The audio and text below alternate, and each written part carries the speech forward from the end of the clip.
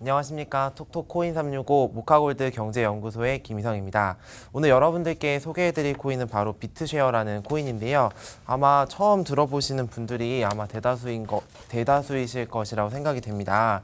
그래서 비트코인이나 이더리움 같은 경우는 여러분들이 굉장히 익숙하실 텐데 보시다시피 이제 저희가 시가총액 기준으로 항상 코인마켓캡에서 준비를 해오는데 현재 오늘 소개시켜드릴 코인 같은 경우는 비트쉐어라는 코인이 33위를 차지하고 있습니다.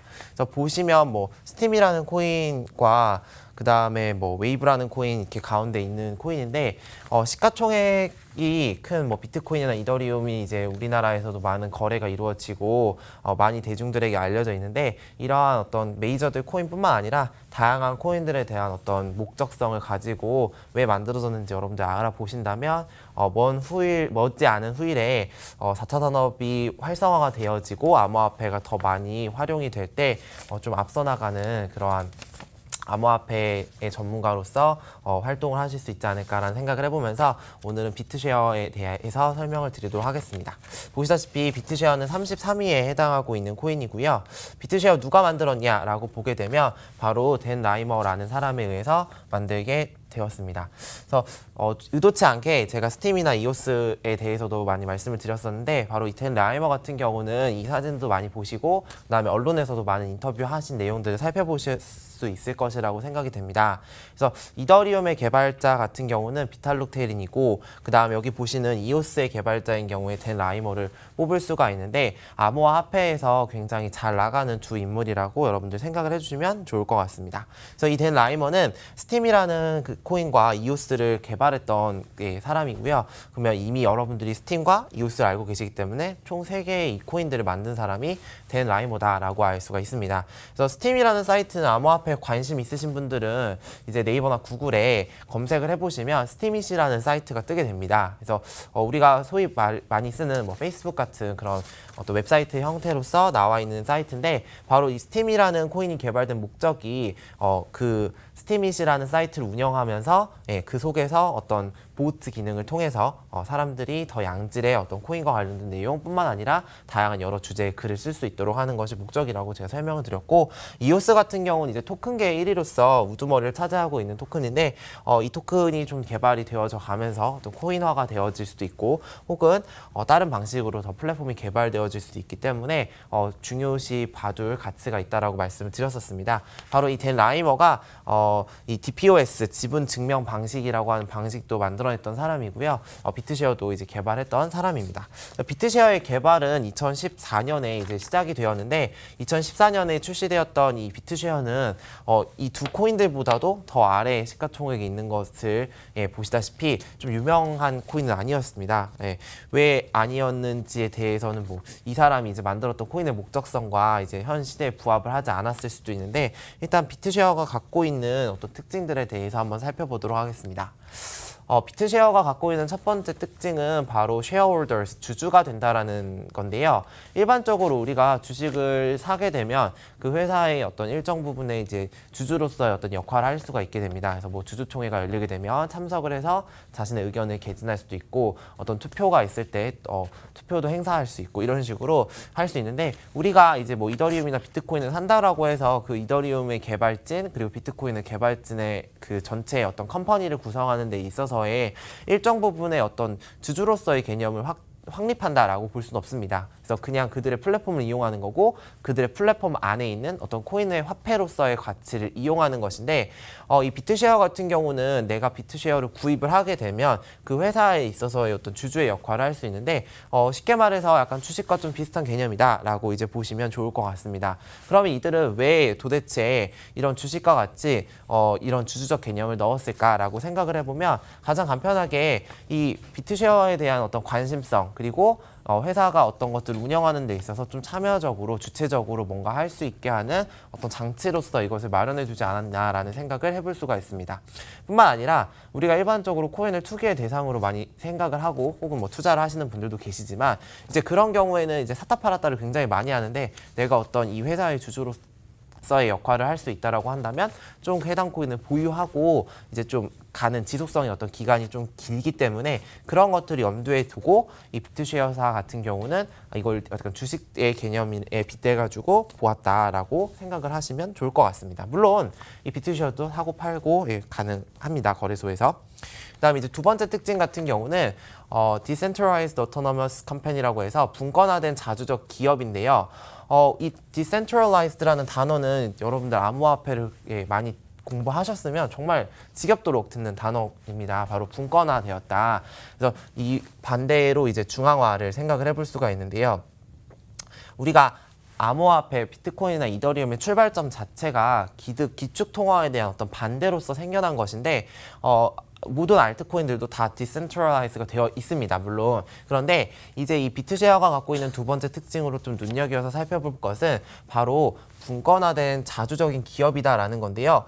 회사가 어떻게 탈중앙화가 되어진, 즉 분권화가 되어져 있을까라고 생각을 해보면 다음과 같은 형태로 이제 운영이 되어진다라고 볼 수가 있습니다. 그래서 분권화된 자주적 기업, 비트쉐어가 바로 이러한 하나의 형태로서 해당이 되는 거겠죠.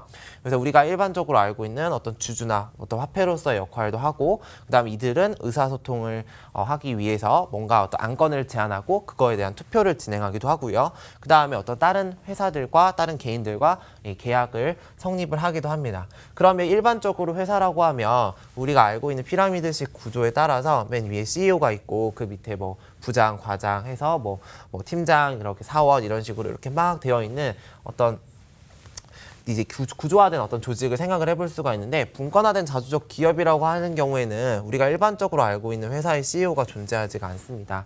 그냥 이 회사를 구성하고 있는 각각의 개개인들이 모두 다 이 회사를 운영하는 운영자로서 어떤 권리를 행사하고 그에 따른 어떤 임무를 수행을 할 수가 있는데요. 아까 앞에서 말씀드렸던 것처럼 주주로서의 역할을 한다라고 했었는데, 이와 동일하게 이 분권화된 자주적 기업도 함께 가는 개념이라고 생각을 하시면 좋을 것 같습니다.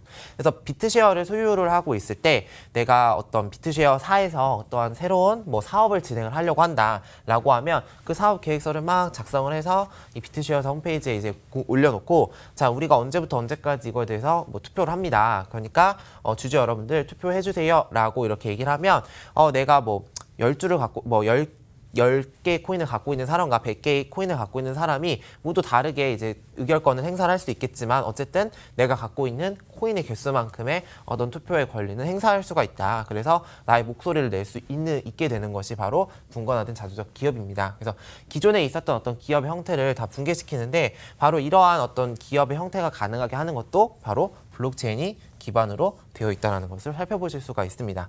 그래서 앞서 제가 시작할 때 말씀드렸지만 다양한 코인들이 존재하고 그 알트코인들이 이제 개발되어져 가는 과정에서 우리가 눈여겨봐야 되는 것은 바로 블록체인을 모두 기반으로 하고 있다라는 내용이기 때문에 그렇습니다. 그래서 우리가 단순하게 이 코인을 그냥 정말 화폐의 개념으로 바라볼지, 혹은 또 다른 어떤 산업을 일으킬 플랫폼과 어떤 큰 바람으로 바라볼지에 대해서는 한 번쯤 다시 생각을 해볼 필요가 있다라고 생각이 듭니다.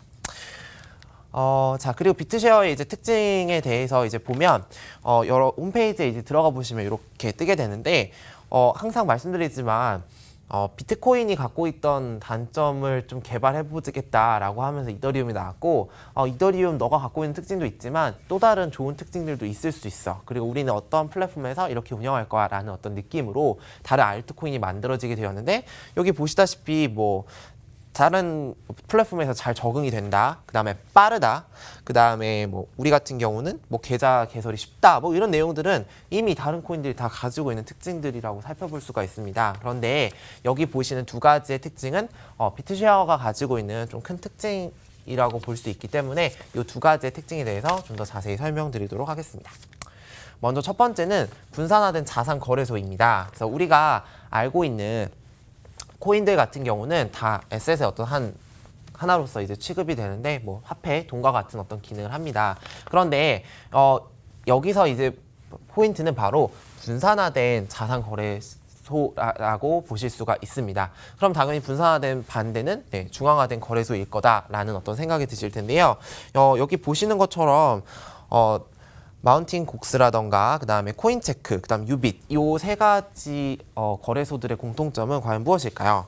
네, 모두 안타깝게도 해킹에 이제 문제를 좀 입어서 파산을 한 경우도 있다라고 하는 것이 좀 이제 공통점인데요.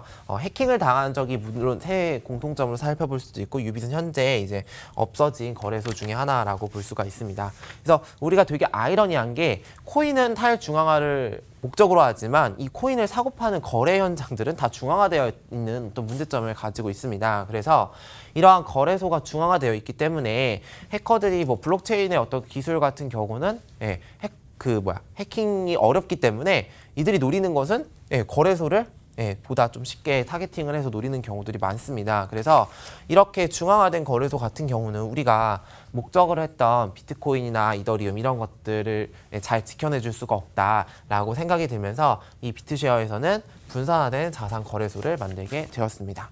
그래서 거래소의 모습을 살펴보시게 되면 우리가 일반적으로 보실 수 있는 그런 화면들로서 매매가 가능한데 앞에서 봤던 이런 일반적인 거래소와는 달리 중앙화돼서 누군가에 의해서 컨트롤되는 것이 아니라 좀 더 자발적으로 사용자들에 의해서 거래가 되어진다는 게 특징입니다. 그래서 이런 거래소들 같은 경우는 이제 해킹이나 보안에 취약해서 안 되기 때문에 좀 더 개발이 되어져야 된다는 어떤 문제점은 있긴 하지만 이 비트쉐어 같은 경우는 이제 사용자들이 서로 함께 거래할 수 있고 탈중앙화되어 있다는 거래에 라는 특징에서 특징으로 한번 볼 수가 있고요. 그다음에 이제 두 번째 특징 같은 경우는 가격이 안정화된 가상화폐입니다.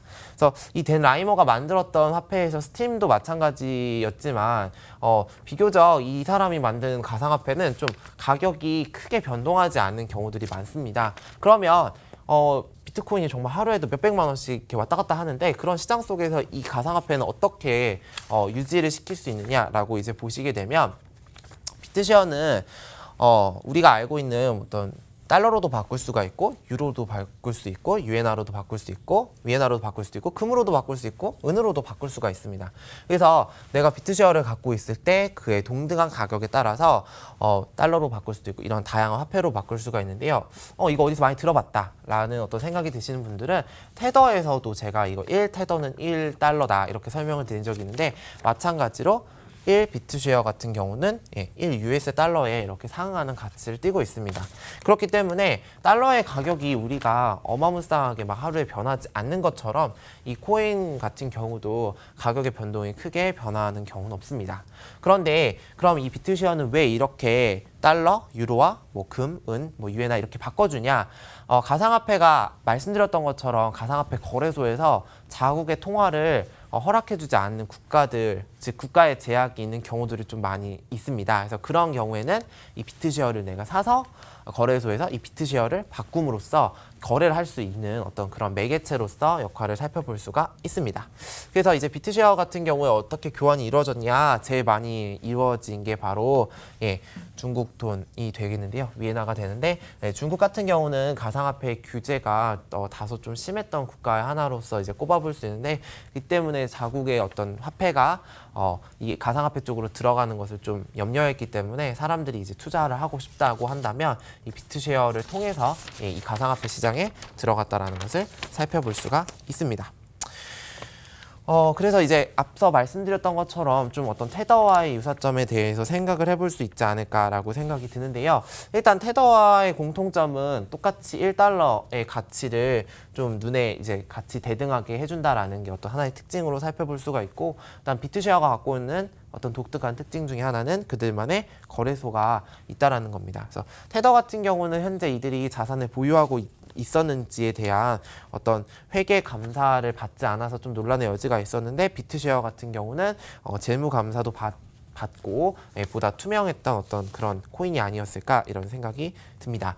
그런데 보셨다시피 이 댄 라이머가 개발한 비트쉐어, 즉 그가 개발했던 가장 먼저였던 코인 중에 하나인데 그에 비해서 어떤 이오스나 다른 코인들에 비해서 다소 유명하지 않았음을 좀 알 수가 있습니다. 그래서 사람들에게 있어서 좀 실패한 코인 아니냐 이런 말들이 많은데 아직 시가총액 전체에 있어서 어떤 33위를 차지하고 있고 동시에 이들이 분산화된 어떤 거래소를 가지고 있다라는 어떤 특징을 좀 살려서 한 뭐 계속해서 개발해 나간다면 이 비트쉐어가 갖고 있는 어떤 가치는 더 뛸 수 있지 않을까라는 생각을 해봅니다. 그래서 오늘 여러분들께 소개해드렸던 코인은 비트쉐어고요. 다음 시간에도 더 좋은 코인으로 찾아뵙도록 하겠습니다. 감사합니다.